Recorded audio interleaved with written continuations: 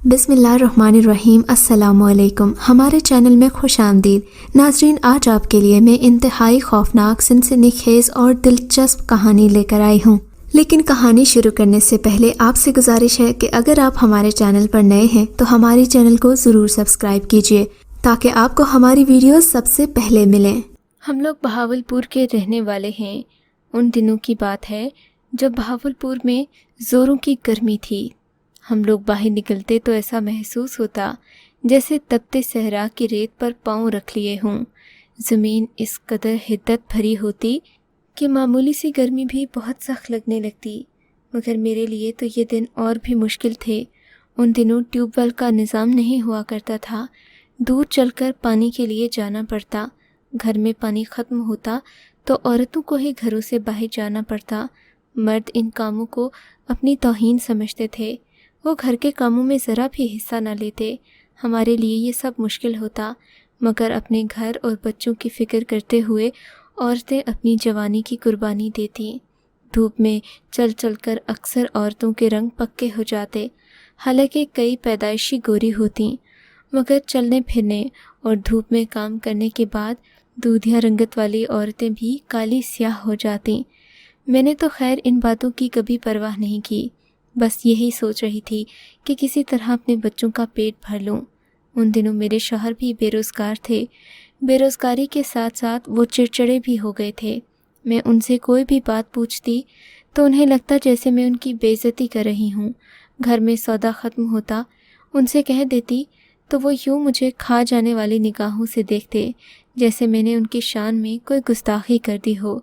इस वक्त भी मेरा दिल चाह रहा था कि मेरे साथ पानी लाने में वो भी मदद करें, मगर इसलिए खामोश हो गई कि कहीं शौहर को ये न लगे कि घर बैठने के बाद मैंने उन्हें घर के लिए नौकर ही समझ लिया है। खैर, खामोश हो रही। तपती दोपहर थी, सब लोग सो रहे थे। मेरी भी प्यास ज़ोरों पर थी। घड़े में घर में थोड़ा सा पानी रह गया था। मुझे करीबी कुएं से जाकर पानी लाना था। मैंने एक गीली चादर अपने सर पर रखी और अल्लाह का नाम लेकर घर से निकल पड़ी। बाहर तपती धूप थी। वहाँ जाकर मुझे एहसास हुआ कि मैंने कितनी बड़ी गलती की, मगर अब पानी लिए बगैर मैं घर जा भी नहीं सकती थी। कुएं पर पहुँचते ही मैंने खुद को, अपने चेहरे को तरोताज़ा करना शुरू कर दिया। ताज़े पानी में ज़िंदगी का एहसास था। खैर, कुएं के पास ही एक दरख्त मौजूद था। मैं पानी भरने के बाद इधर उधर देख ही रही थी कि दूर मुझे एक परिंदा नज़र आया जो प्यास से तड़प रहा था, भिलभिला रहा था। यूँ लगता जैसे अगर अभी किसी ने इसे पानी नहीं दिया तो ये मर जाएगा, अपनी ज़िंदगी की बाजी हार जाएगा। मैं अपना पानी का घड़ा तो भर चुकी ही थी। मैंने जल्दी से घड़ा सर पर रखा और उस जानिब को चल दी। ये एक बड़ा घना दरख्त था जिसके नीचे कुछ कब्रें मौजूद थीं। इन कब्रों पर अमूमन लोग नहीं जाते थे। उन लोगों का ख्याल था कि यहाँ जिन्नात का बसेरा है, मगर कभी किसी ने इस जानिब तवज्जो नहीं दी। और मैं तो इन बातों पर बिल्कुल भी यकीन नहीं रखती थी। मैंने आज तक अपनी आंखों से ऐसा कोई मंजर देखा नहीं था। फिर मैं खामखा दूसरों की बातों पर यकीन करके अपने लिए मुसीबत क्यों पैदा करती। नेकी के जज्बे के तहत मैं उस दरख्त के करीब पहुंच गई जहां वो परिंदा बहुत दर्द से बिलबिला रहा था। तकरीबन 5 ही मिनट में मैं उस दरख्त तक पहुंच चुकी थी। अब मुझे वो परिंदा साफ दिखाई दे रहा था, मगर ये क्या, वो ना ही कबूतर था, ना मोर था, ना हुदद था।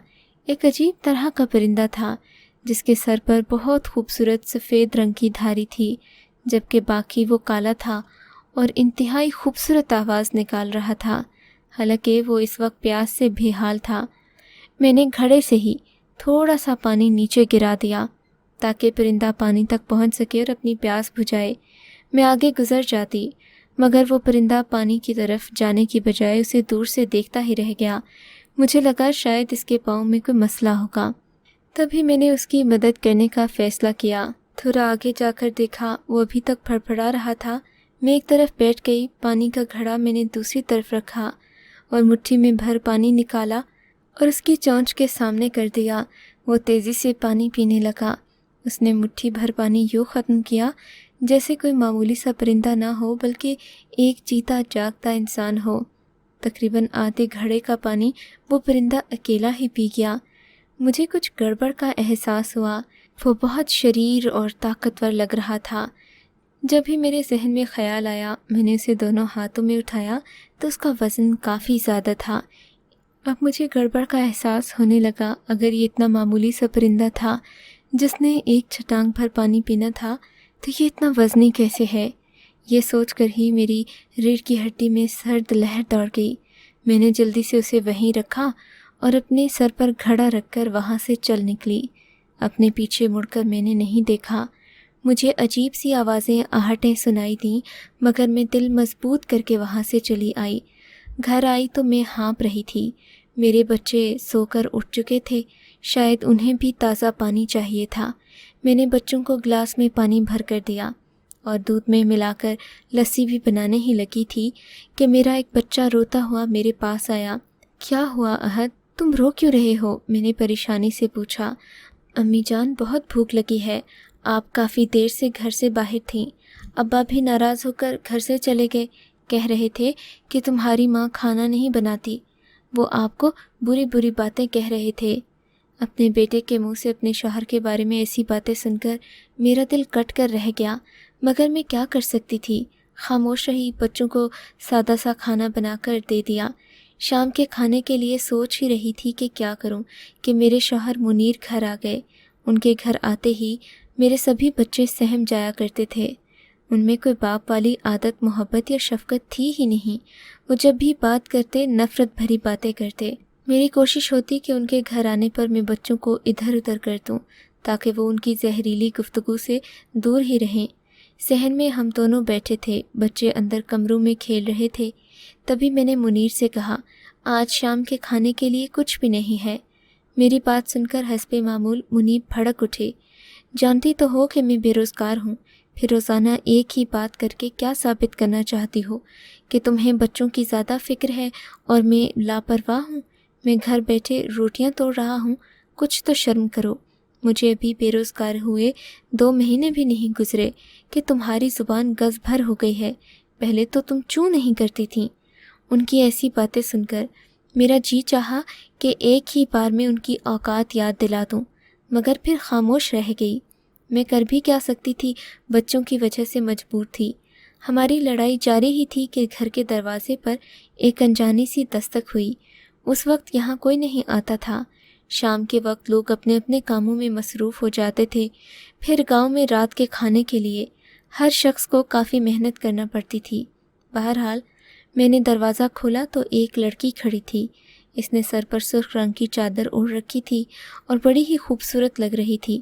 اس کے ہاتھ میں ایک بڑی سی ٹرے تھی۔ ٹرے پر نظر پڑتے ہی میں نے پوچھا، یہ کیا ہے؟ کہاں سے لائی ہو؟ میں نے انجانے سے لہجے میں پوچھا۔ یہ میں آپ کے لیے لائی ہوں، اماں نے بھیجا ہے، لڑکی نے رکے رکے سے لہجے میں جواب دیا۔ وہ میرے گھر کو بغور دیکھ رہی تھی۔ اچھا، تمہاری امی مجھے کیسے جانتی ہیں؟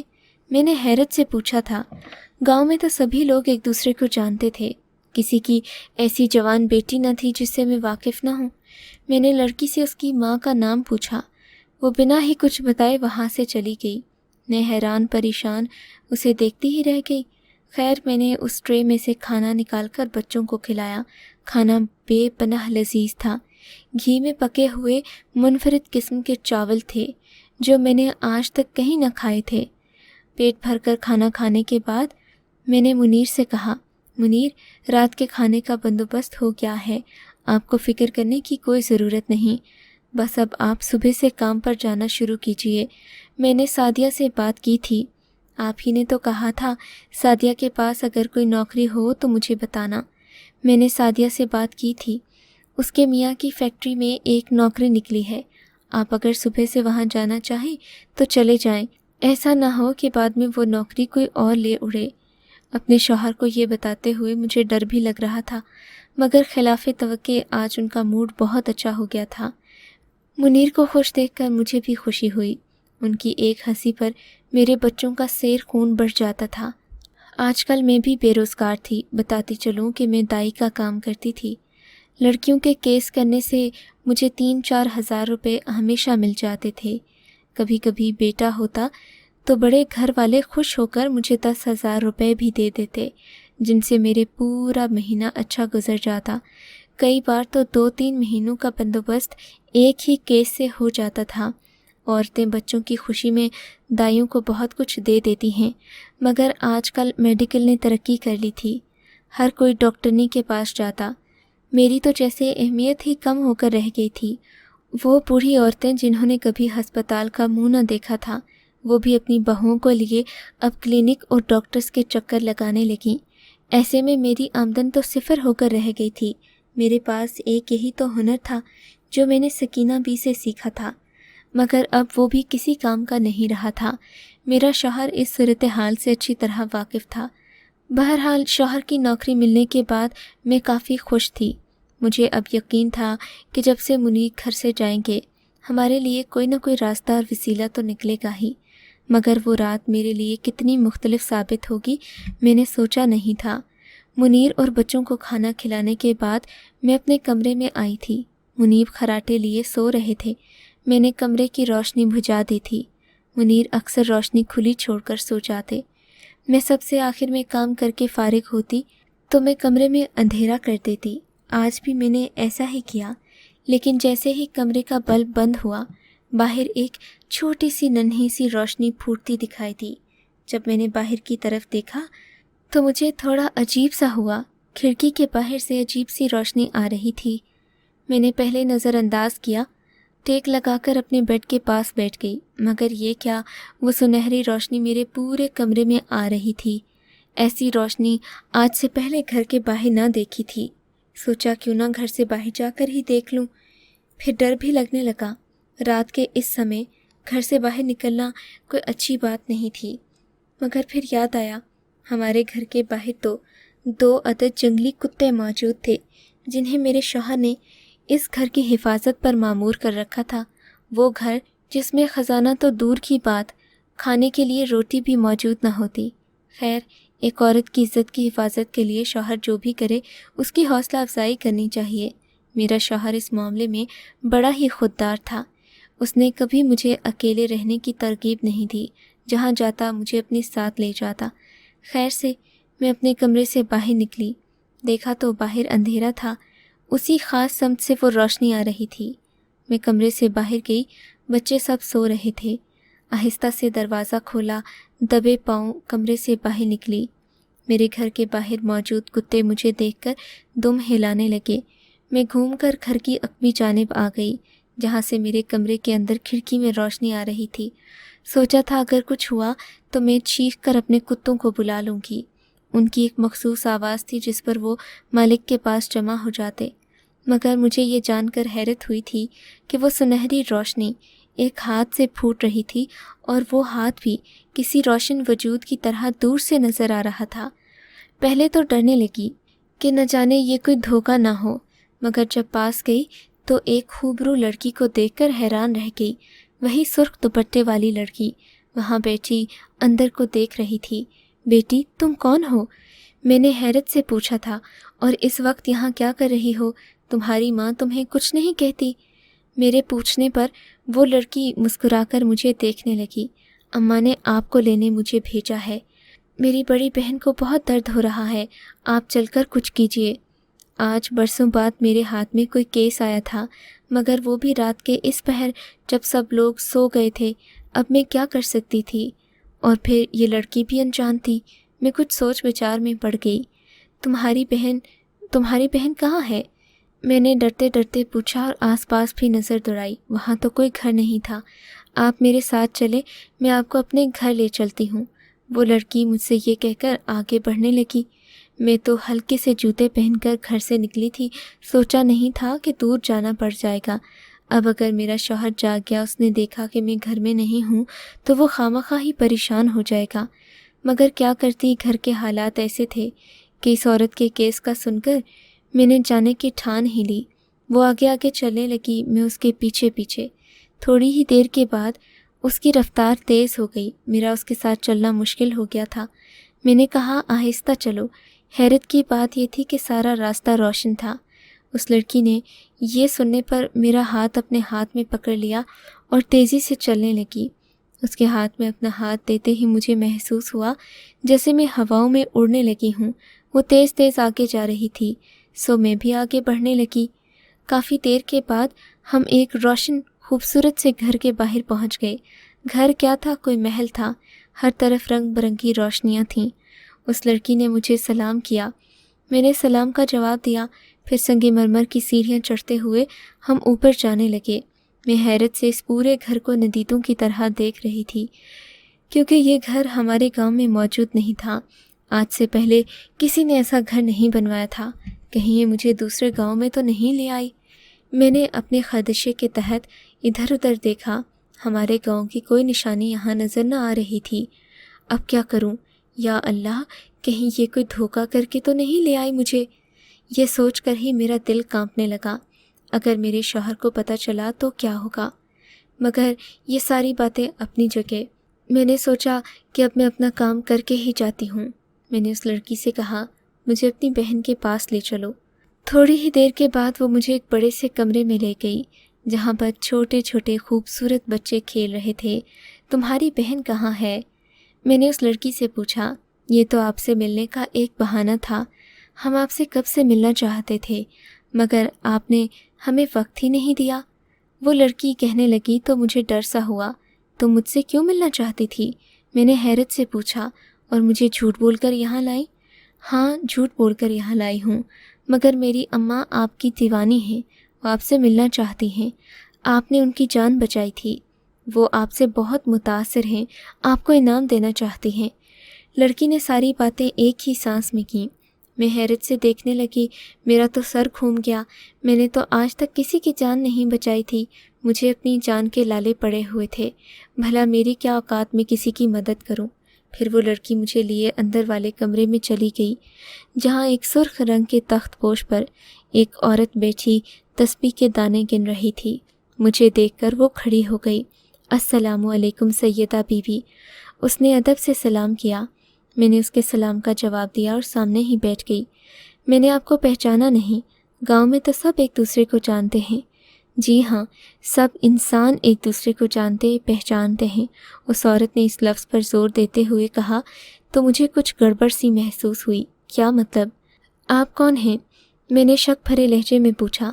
आप ठीक समझी हैं, हम इंसान नहीं हैं, इंसानों से मुख्तलिफ मखलूक हैं, वो औरत बोली और फिर उठकर खड़ी हो गई।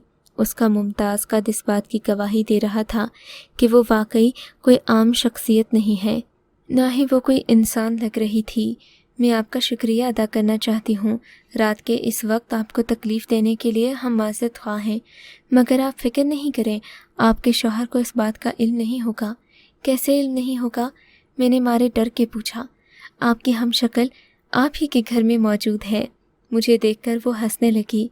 मुझे उसकी हंसी अजीब सी लगी थी, मगर उस वक्त दिल कांप रहा था। मैं उस पर किसी किस्म का तबसरा करके उसे मज़ीद गुस्सा नहीं दिलाना चाहती थी। वैसे तो वो बहुत खुश लग रही थी। मेरी नेकी ने जैसे उसे मुतासिर किया था। आप मुझे बताएं तो सही, मैंने आपकी मदद कब की थी? मैंने मौजू बदलने की कोशिश की। एक दिन तुम पानी लेकर अपने घर जा रही थी, जब मैं उस मुक़द्दस दरख्त के नीचे अपने दूसरे रूप में मौजूद थी। हमारे एक रूप में ताकतें कम होती हैं। उस वक्त मैं बेबस महसूस कर रही थी। मेरी ताकतें इस कदर न थीं कि मैं उड़कर दूसरी जगह जा सकूं।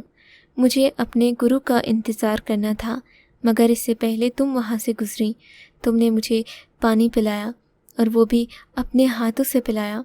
मुझे इस कदर खुशी हुई, मेरा दिल इतना खुश हुआ।